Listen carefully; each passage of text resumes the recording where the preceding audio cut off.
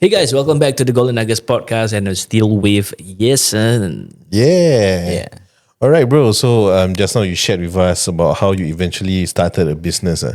Maybe you can share a bit more on how you eventually get started in terms of running your business. Because like just now Nazrin mentioned, usually when people look at F&B, people will tend to like, okay, maybe I just cook something and then I sell it to my friends, this kind of F&B. But you immediately jump into food manufacturing. Can you share a bit more about that? Okay. So when we first started off, we didn't jump straight into food manufacturing. Okay. We started off not knowing what to do, Okay. to be frank. So Then- you at that point of time you already have your co-founders but don't know what to do yet or haven't yes. Okay. The co-founders, we know that the four of us, we identified the four of us, but we stagger to come into the company. yet? Okay. So during the staggering, we were thinking what to do. Okay. Yeah. So at that point of time, we were still brainstorming. Even the company name, we have to brainstorm. But our first business that we started off was to do R&D consultation for food manufacturers, for other food manufacturers. R&D consultation. Okay. Yes.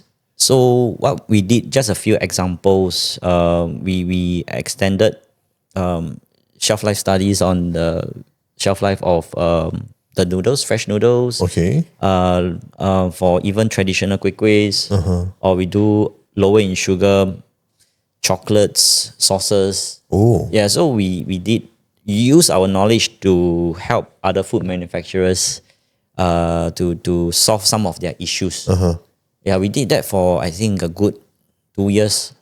Yeah, because at that point of time there was the government funding Okay. under Spring Singapore. That was like very long ago. Yeah. Yeah. No more Spring Singapore. Yeah, no more Spring Singapore. So you know how long was that ago, right? Then of course, we realized that to a point, the market is exhausted because not many things that we can work with, because once you solve already, the customers usually move on. Independent already. Yeah, independent. Then we realize, oh no, this is not a recurring model. Yeah, that's true. Then it's don't feel like a real business. Okay. But when you do that consultation, you see that, okay, you don't really have a lot of overhead. You don't have a lot of inventory cost or whatsoever. It was quite a easy it's business. a lean business model. It's a lean business, yes. Hence, we said that, okay, we must do something of our own. Okay. Then we started our own brand called ILITE, ILITE. Okay. Yeah. Then, of course, our first product was the sugar replacer, the sugar sticks, the sugar replacement sticks.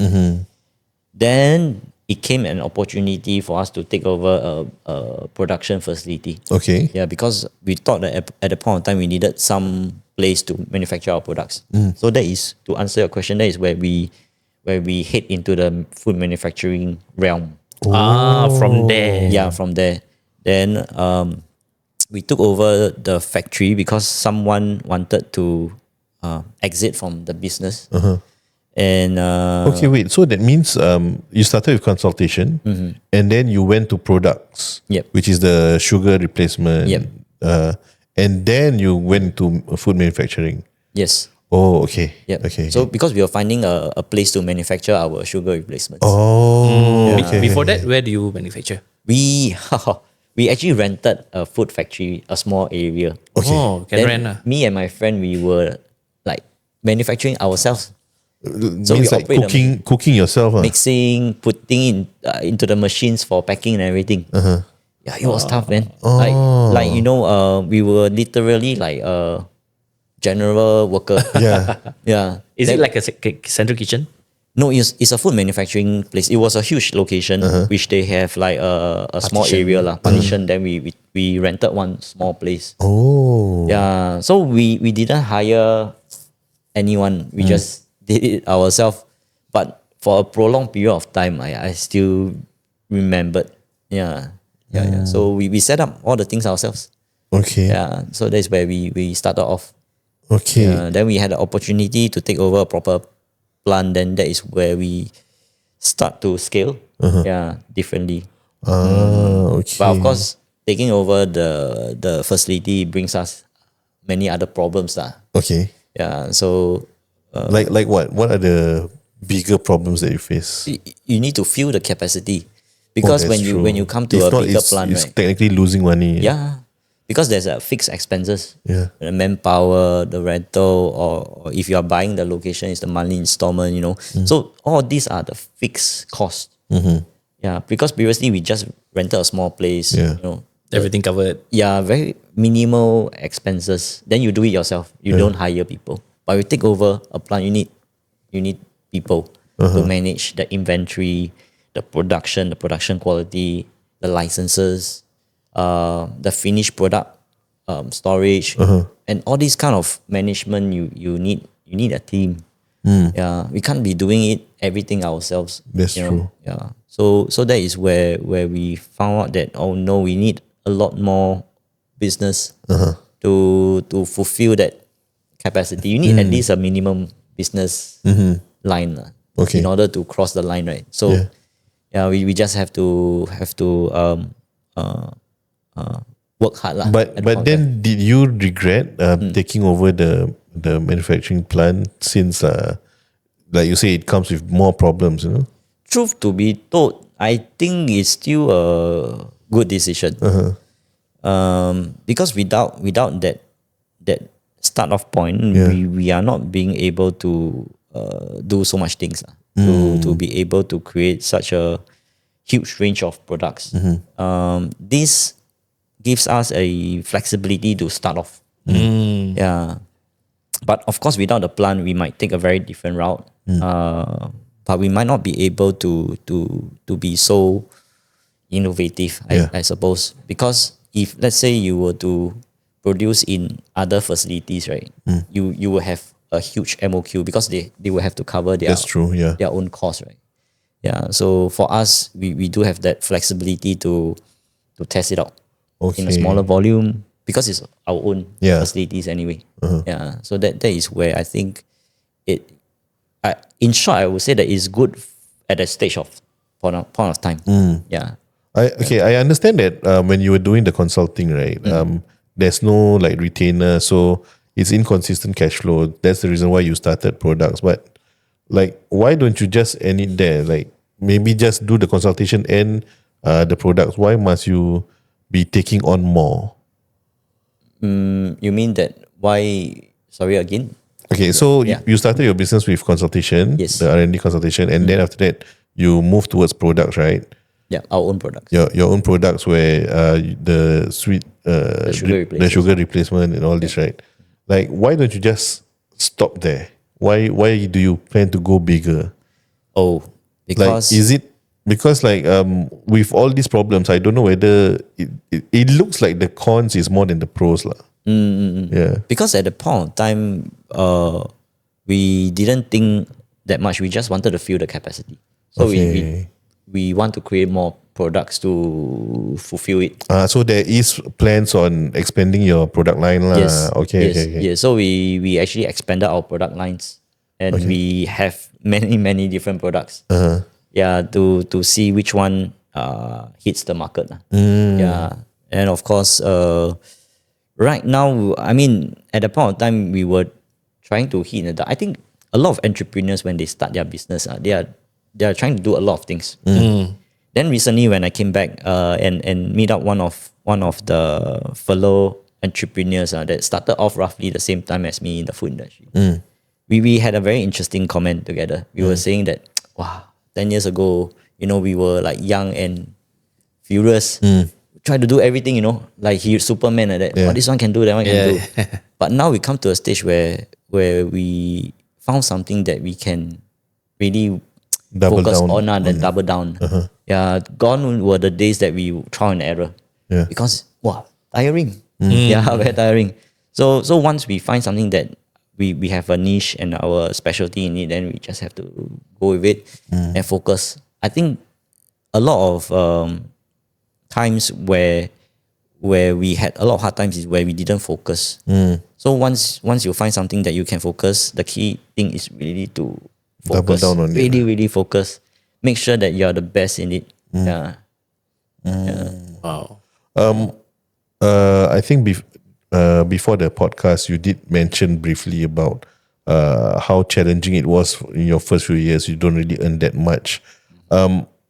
And this is the reality of business. A lot of people think like, oh, I start a business, immediately must make money and stuff. But for you, how many years do you have to struggle to eventually be at a place where, okay, I can actually start to have a decent income from this business? Wow, I think for many different businesses, I hear stories. Of course, compared to others, mine, I took a really, really long time because I think initially that is where we are not focused. We do a lot of things. Distraction. Yeah, there are a lot of distractions. Actually, overthinking kills a business sometimes. Most of the times I see, especially when you are smaller. Yeah. I think when you're bigger, you can overthink. But when you're smaller, you tend to overthink to kill yourself. Yeah. That is my lesson learned. Okay. And what was your question? Sorry. Like, how long did you actually go through that how tough long? times? Okay, sorry. In other words, yeah. It took about 8 to 9 years, which it was affected by COVID also. Okay. Yeah, because when we are supplying during COVID, the sales dropped to zero. Yeah, so at that point of time was bad. Of course, you have all the JSS government grant all coming in, but it doesn't cover 100%. So you see the journey that we had initially when we are doing R&D projects, then it wasn't sustainable. Then we took over a factory. Then we have to spend a lot of time to turn the P&L from red to green. It was a long journey because the factory, right, it wasn't structured to do the things that we wanted to do also. So we have to do a lot of modifications until a certain point that is suitable to do our product. So there was a lot of learning point at that point of time. Then after that, when we thought that we did it right, then COVID hits. Yeah, then COVID hits. Then we have to climb back up again after COVID recover. So at different juncture, I feel that we do have a lot of ups and downs initially. If there wasn't COVID, maybe it can expedite another 1 or 2 years. Yeah. What was the thing that kept you going? The thing that kept us going, it was because one thing is that we have put in a lot of effort into this business. It comes to a point where I think it's hard to turn back. You only can go for the top. Yeah. Quitting is not an option. Yeah, quitting is not an option. It's not an option. I mean, if you were to let me know, if I were to do this business for the first 2 years, it's best to stop it at that. But if I tell myself if I will stop at year 10, I think too late, man. Too late to stop. Too late to stop. Too much at stake. Because our reputation, and everything is too much. Yeah, there's no way. I mean, we can transform or whatsoever, but we can't just stop like this. Yeah. Have you thought of exiting? Of course, every entrepreneur, when they talk, they also say that you must think of your exit plans, right? But I see right now I'm still enjoying what I do. Okay. That's something very positive. Correct. I'm still having, actually, such a hardship, but at the end of the day, I still smile. It's still fun to me. Yeah. Working with my team, working with our clients. We meet so many different clients. It's still a fun thing to do. So that is what keeps us going. Then of course we see a future as well, because I have given a talk recently, at an international platform where all the health authorities from all over the countries come together. Then I realized that we are the only industry player to be on the stage. That is where I feel that what we are doing is not only for the money, but it's for the movement. So this is something that is so precious that I think money that cannot buy.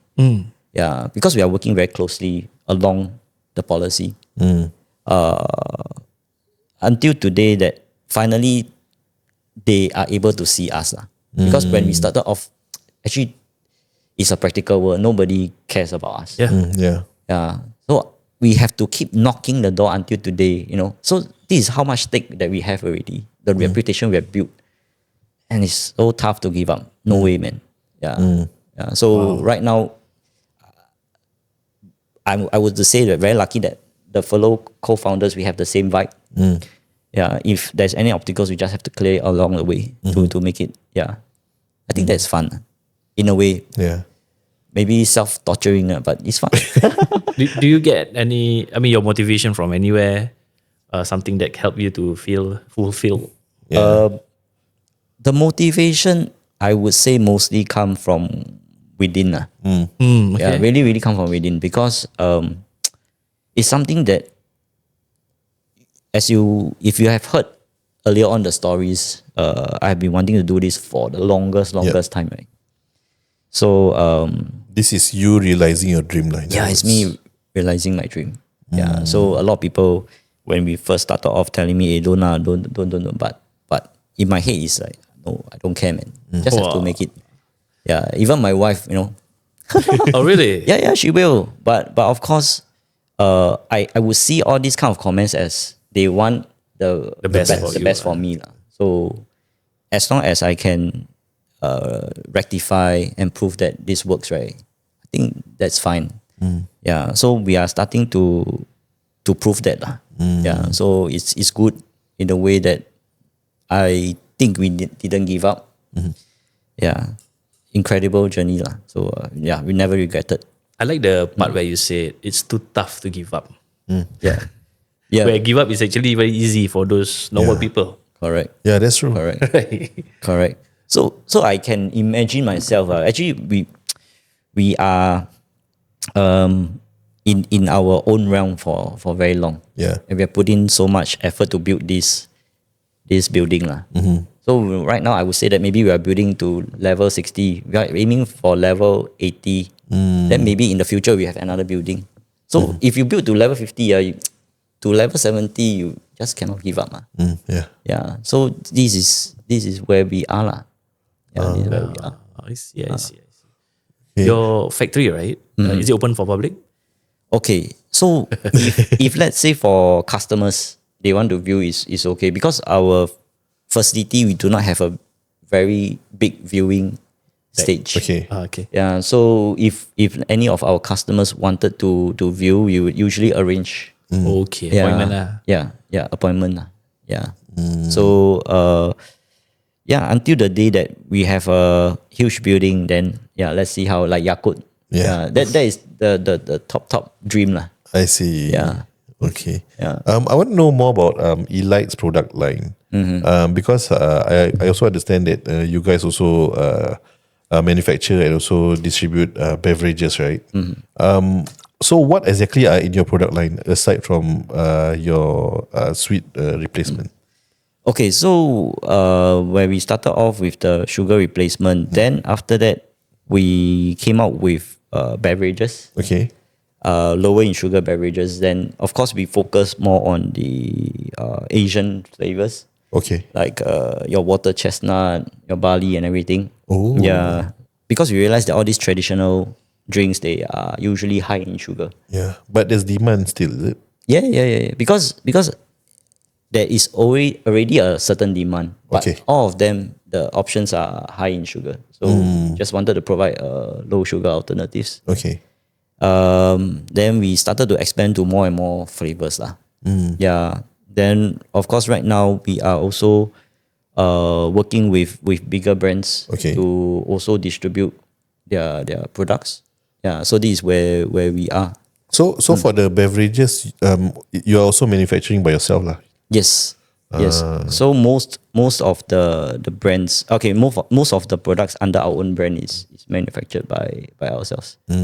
Then of course recently there is a new initiative of lowering the amount of sodium in our consumption.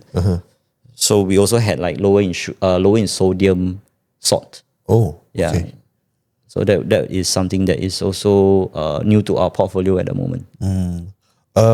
This is my basic understanding of sugar replacements. Like usually, if you want something to be less in sugar but still sweet, people usually use honey or monk fruit. Is this like the things that you are actually using for your sugar replacement? Yeah. So for us, yes, we started off with sugar replacement, but we don't force feed sugar replacement into all our products. Okay. So if let's say this drink tastes good without sugar replacers, then we just go without it. So for me personally, I drink my coffee without sugar, but I don't add sweeteners because coffee tastes good without sweetness also. Yeah. But some drinks, for example, like bandung, wow, no sweetness. Rabak. Yeah. Wow, rabak, cannot drink, right? Like, no point, Yeah, no point. So for some drinks can go with can go without sugar. Some drinks just cannot go without sugar. Yeah, that's true. Yeah, so that those are the drinks that we work on. Yeah, but of course, adding back to your question, honey is a good product. It's a natural good product, but of course, it still contains that calorie. Okay. And certain honeys still spikes your blood sugar. So it really depends. Yeah, if you are a person that has high blood sugar, then of course you still need to look for alternatives. If you still want to taste something sweet. Yeah, so this is where the sweetness comes in. Okay. Yeah. So, like for example, Prime, because they always pride themselves of low in sugar, I don't know whether got no preservative, but low in calories also. Like, what kind of sugar that is it that they use? Because when we drink Prime, it's still quite sweet, you know. Yes. Okay, I can't remember exactly what kind of high intense sweetener they use. It could be sucralose, it could be aspartame, it could be stevia, or even monk fruit. Okay. But in my opinion, is that they have added a bit too much, so it tastes a bit too sweet. Yeah. Yeah, for our market over here. For our tongue. Yeah, too much lah. Yeah, so if let's say they were to overdose it, the aftertaste is also very strong. Yeah, correct. So that is where Some of their flavor, I feel the aftertaste is a bit too strong. correct. But they are a huge company, right? Yeah. It's easy for them to rectify. Yeah, maybe they should give me a call. I'm happy to advise. But that is just based on my opinion. I feel that if they are able to rectify their taste, right, they can make a comeback. Because huge brand. And they work with so many sports brand, right? Yeah, Their that's visibility is everywhere. Yeah. Yeah. Would you ever consider manufacturing like your own version of Prime? Okay. Like I mentioned earlier on, right? If we have a partnership, yes, I'm willing to contribute. Because Partnership in what sense? Because you are Influencer. the manufacturing. Yeah. Who's the partner that you're looking for? okay, just an example. If let's say Prime, for example, if they want to say that they want to find a partner in Southeast Asia, to be able to work together and read the taste of this region, to make sure that the products that they next launch, the taste is palatable. But I'm not too sure if they are focusing on that, because I think they are very focused on branding. Yeah. But if they want to focus on the taste, we are the ones that. This is what I imagine if you were to ask me, but I never really actively to look for such JV. But if let's say there's an opportunity like this, then we can really look into it to see how to work things out. Because for us, our specialty, for me personally also, is that if I want to be sensitive and really read the profile of the drinks, I can. So a lot of drinks profile studies, I have it in my head. So I can really analyze and know what kind of changes that they can do in order to suit the market. Yeah. And what about a replacement for example, 100 plus? Like, is that something that you can also do? You mean to recreate one more 100 plus? Yeah, not 100 plus per se, but energy drink. Oh, okay. Yeah, that is because like for example, Red Bull very high in sugar, Yes. right? But something like will give you that extra boost in terms of energy. Also purely targeted to like sports people. Pocari Sweat like that. Definitely it can be done. Okay. It can be done. But it based on what kind of active ingredients you want to use. Because for example, 100 plus Pocari Sweat, they use vitamin B complexes in order to regenerate the energy and everything. Then of course, you have Red Bull that contains taurine. So it's another kind of active ingredient. So you have many different kind of ingredients that you can play with. So you have to choose the right one to differentiate yourselves. Then of course your flavors, if you want to copy or you want to differentiate, so you have to put in the flavors and the active ingredients. Okay. Then we are able to do that. Yeah. But haven't do yet lah. But we wait for the right partnership to come along. I see. Okay. Our specialty is really on developing. Yeah. But a lot of people tells me that, hey, why not you help many different brands to develop lah? But I haven't found a suitable partner to work with. Yeah. But I know that I have this capability. Right. So if let's say one out there have that ability, Yeah. that can partner with you, what will you say to him? Let's talk. Let's see. But it really has to be the right partner lah. Yeah. So it really depends. Okay. Right. We in our BNI group, right?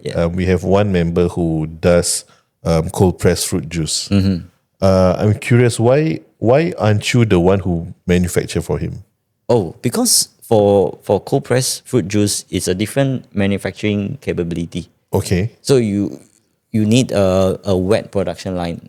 Okay. Yeah. So Yours is dry. Yeah, mine is dry. Oh, no wonder. So, Okay. but of course, for him, it's it's totally different production line. Okay. Yeah. Yeah. Have you ever considered like setting up your production facilities abroad, like JB?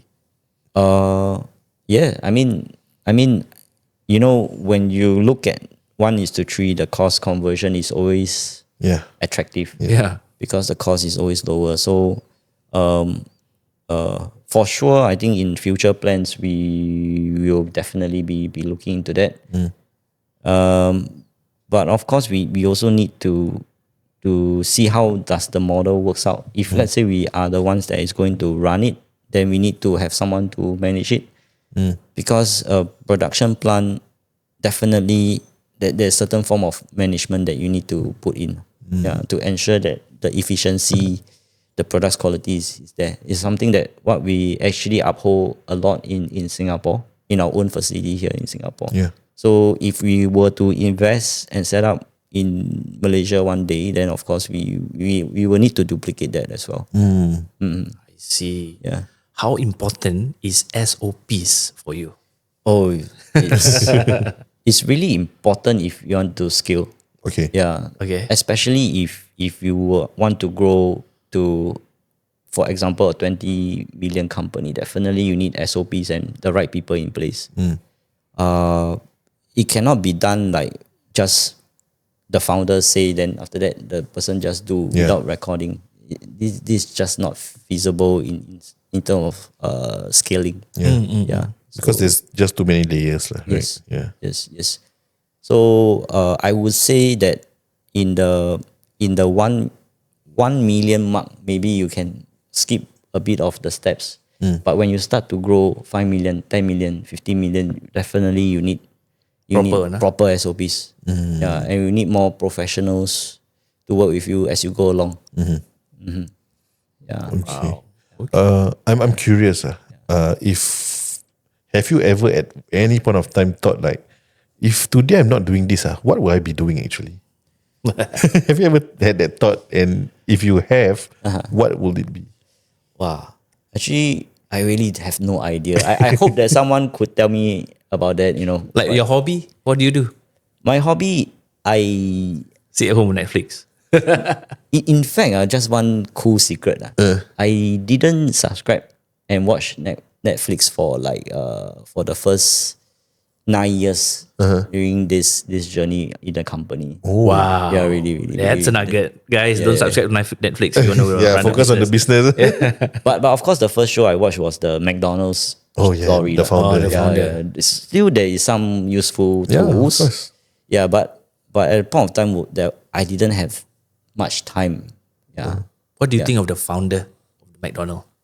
The original one. I think for him, maybe a bit stubborn. A bit stubborn. But sometimes, it really goes back to who you work with, right? So he found this guy that works even more Aggressively. aggressive. Yeah. Then sometimes the aggressive person will Overtake. win. Not sometimes. I think it's all the time. Lah. Yeah. Yeah. So if you found that person, that aggressive person, you must be able to Handle him. no, not handle. It's more of like decide how you want to grow with him. Yes.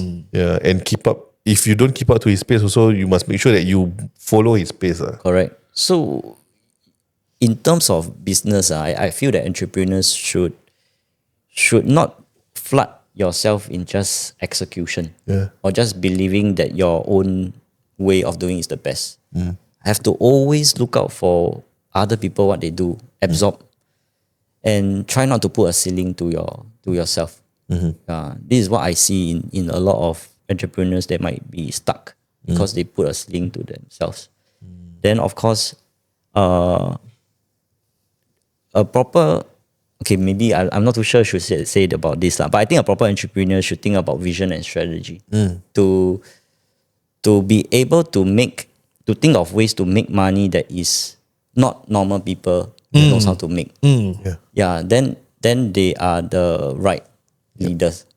Yeah. Very hard to get that kind of mindset these days because of salaries, Correct. 8 to 5.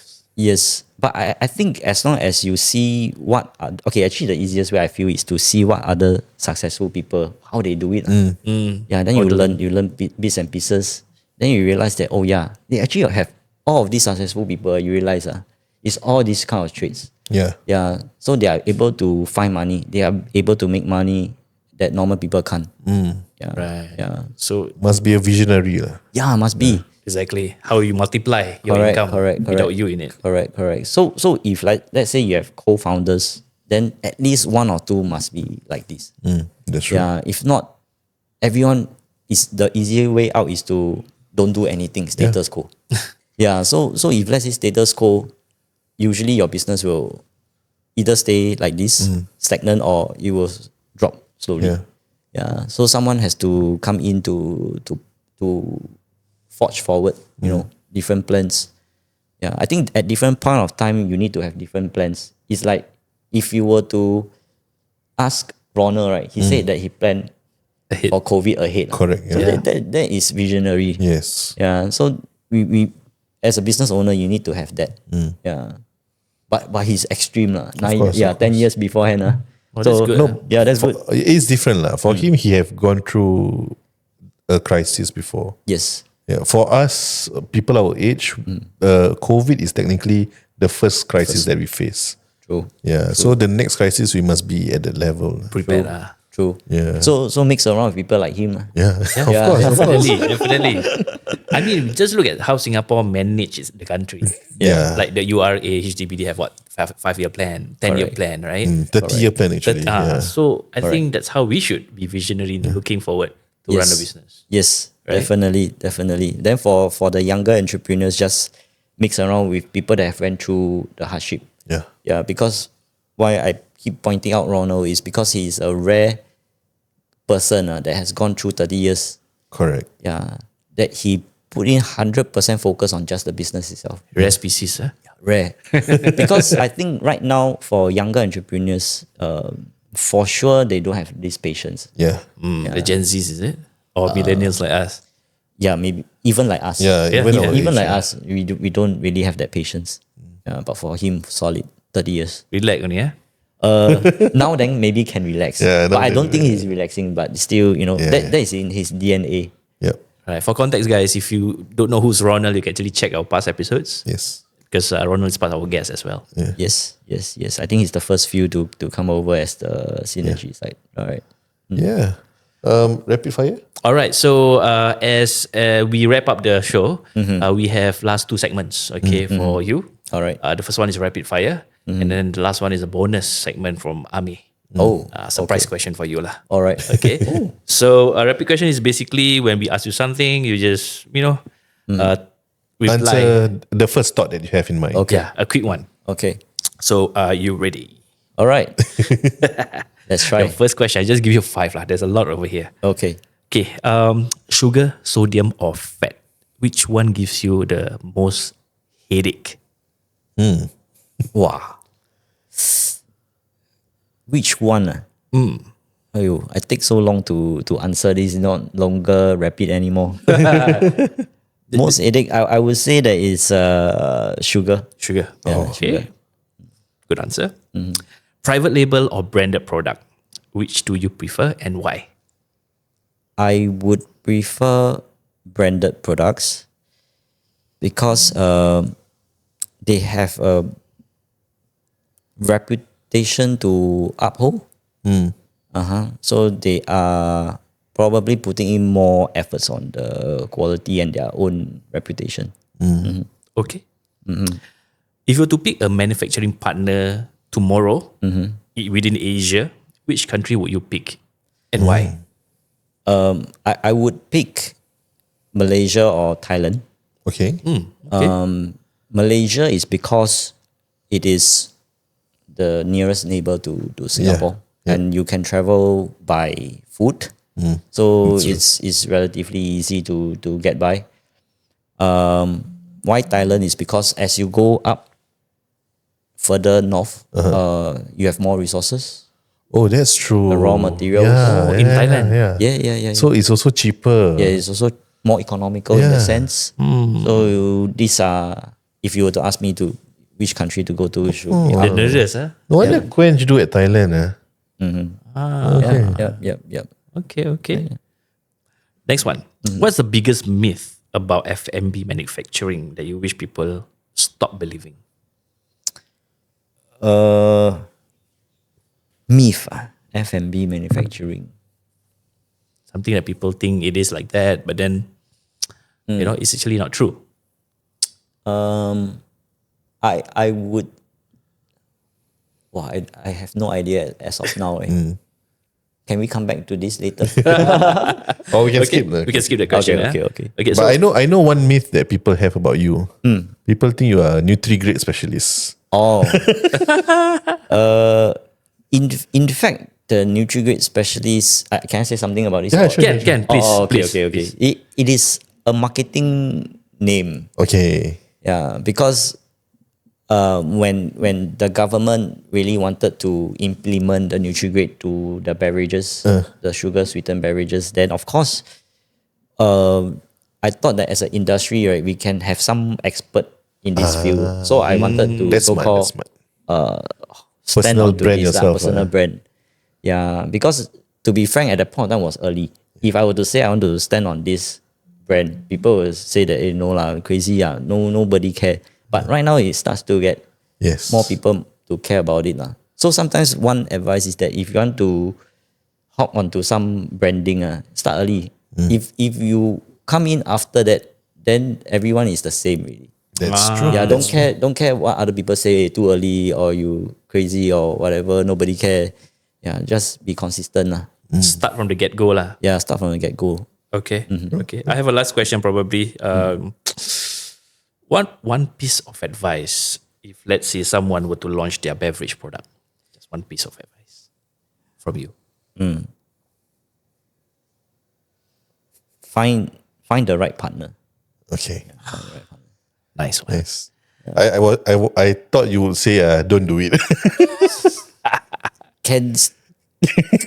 Don't do it yourself. Don't do it yourself. Okay. Yeah, That's a it's a better- tough market. You have to find the right partner. Everything can be done. But it's just how you do it. But how to find that partner? Maybe we can extend a bit of this. Maybe one of the ways social media. I'm not too sure. You know, right now it's so amazing that how you can build your profile and how you can source for partners. Because once this video is out, you do not know which personality or which country is watching your videos. So you're able to reach out to a lot more people. But of course, the traditional way is to be at more of the events physically. I think all comes into play together. Yeah. Like for you, you are very lucky and blessed to find a partner in poly. Yeah. And then in the same NS. Oh. And then the same uni, is it? Correct. So it's like everything is just Oh. happen coincidentally? I think the initiation has to be strong. Yeah, Meaning you sure. have to step up. Yeah. Yeah. If you don't step out, then forever it's just in your mind. Then in your mind, you don't execute, then it doesn't happen at all. Yeah. So just be a bit more thick skinned to ask around. It's okay to be thick skin, in Yeah, business. it's okay. Yeah. But try not to make people irritated lah. But it's just to find the balance, Yeah. But it's nothing wrong to just ask, like for example, hey, what can we do together? Such a normal conversation. That's true. Yeah. Without being pushy lah. Yeah. You're not going to rob It's a them. normal conversation for entrepreneurs, but I think for people who have been in corporate for very long, it's not a normal conversation. Yeah. Yeah. Because it's always cutthroat when you're talking about climbing the corporate ladder. lah. I mean, find the right people to talk to. Yeah, true. That's true. Yeah. So if you talk to people like entrepreneurs like us, then I think they will be able to get different kind of views. Yeah. That's true. Awesome. I'm done with the rapid question. Over to you, Okay, Amin. so one final question. This is the bonus question we always ask all our guests. If you are left with nothing except for $88 in your bank account today, you still have your knowledge, but you got no more business, nothing. How would you rebuild back your life or your business? Wow. I think $88 can't really do a lot of things. Yeah, because you just buy food for maybe 1 week, it's really gone. Yeah, so definitely we need to build something that gives you the bread and butter. Okay. It can be any form of jobs that you can earn some income just to get things going. But at the same time, you need to have time to think of what you really want to do. For example, if I were to restart this business with $88, I mean, I would still, if let's say I were to still to restart this business, then of course I will work, get some money in, and wait for the right opportunity to enter the market again. Also, you go back to employment. Yeah, I mean, it could be or leveraging on our skills on where we started off with consultancy. Yeah, it Going could back be. lah. Yeah, I think a lot of entrepreneurs, they would start off from there. Yeah. Yeah, or leveraging on, okay, in business, I think this is also quite fun. I think in Singapore, we are very lucky. You can do consultation. Yeah. But some businesses, they are able to get a lot of government grants. So that is where something that smaller businesses where you start off, you can leverage on it. And yeah, I mean, there's a lot of resources available that you can start off. Yeah. And I think Singapore is not that difficult in my opinion. Yeah. But you just have to work. Yeah. Of course. I mean, while that seems like a straightforward answer, interestingly, most of our guests that we have asked this will never say go back to employment. Oh, Yeah. really? Yeah. But it's important because sometimes, like when you really face a certain setback in life, if you have to do it, you have to do it. Yeah. You know, if you have to go back to work to really start building back your pot of gold, you just have to do it. Correct. But like I've mentioned also to actually get the basics going, and of course to wait for the right opportunity. Yeah. Yeah. True. Because opportunity can come by anytime. True. And you just have to be ready for it. Yeah. Stand by. Yeah, stand by. Wow. Awesome, man. Thank you so much, bro. Yes, No and problem. Thanks it's for been a blast speaking to you for these 2 episodes. And I think our audience and listeners have a lot to take in, Yes. especially those who are interested in food manufacturing business. Because I think, is this our first and only one? Yeah. We don't have any manufacturing don't have. business owners. Wow. Okay. So I think you guys can learn a lot. And where can people find you, bro? They can find me on my social media. Which one? Let me Which one are you most active? Yes. most active? My generation, I'm in Instagram, Facebook. Okay. Yeah. So these are the two. But I don't want to review lah because I later No lah, but okay lah. It's on Facebook and Instagram. You'll never know because opportunity might come Yes. through these platforms. Yes, of course. Then of course LinkedIn. Those usual platforms. I'm around there. Yeah. Cool. All right. Okay. So thank you so much for being our guest today. We enjoyed the show, and thank you so guys for watching it until this moment. Yes. And we hope you enjoy and have fun. We'll see you on the next one in the Golden Nuggets podcast. Bye bye.